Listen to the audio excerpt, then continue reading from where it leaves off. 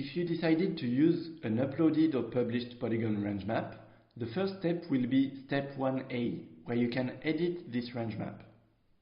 If you are running a national RedList assessment, you can select a country from the drop-down menu and click on Restrict. If you are running a regional assessment, you can select Europe, EU27 or Mediterranean from that list. The range map will then be restricted to that country or region. Since version 1.3, you can compare the selected range map with GBIF occurrence records in order to check if the range map needs updating or not. It will calculate the proportion of GBIF records that are found inside the current range map and will provide an interactive map highlighting records that are found outside.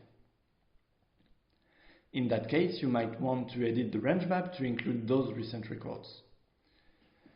Since version 1.3, you can also edit the range map manually by clicking on this button. More details can be found in this specific video tutorial, but in a nutshell, this will allow you to edit the borders of polygons, to draw new polygons, to remove some polygons, or to edit presence, origin, seasonal attributes. If the species is present in freshwater systems, you will also be able to click on Edit as hydrobasins. You will then be able to add or remove some hydrobasins from the range map and to edit their attributes.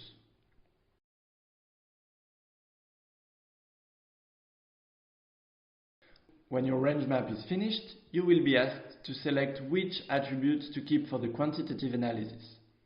The default is to keep presence extent, origin native and reintroduced, and seasonal resident and breeding. But in some specific case, you might want to use a different set of attributes. For instance, if you want to map the area of habitat in the non-breeding range. This restricted range map will then be used for step 3 to 7, extent of occurrence, area of occupancy, trends in area of habitat, and so on. But the complete range map will be used to extract countries of occurrence and to create the final range map shapefile.